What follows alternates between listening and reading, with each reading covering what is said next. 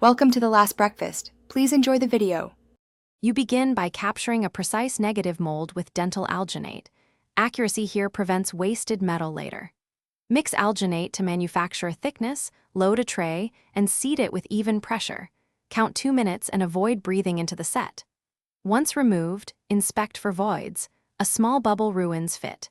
Immediately pour dental stone into the impression to make a positive cast, vibrate gently to dislodge bubbles, and let it cure fully before moving to the modeling stage. Once you have a solid stone cast, sculpt a wax pattern directly on it to define fit and thickness. Think comfort first, aesthetics second. Attach wax sprues to channel metal flow and select an alloy with known melting point. Note that purity affects workability. Mix investment to the specified water ratio, pour to fully cover the pattern, and let set. Then perform a controlled burnout in a kiln to eliminate wax. This creates the mold cavity for casting, so avoid cracks or incomplete burnout.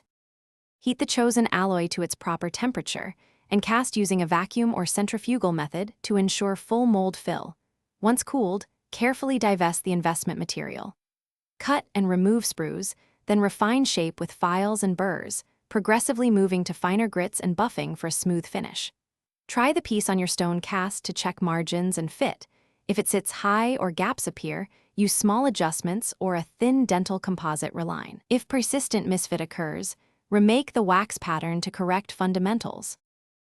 Thanks for watching. If this was helpful, leave a like and consider subscribing. See you next time.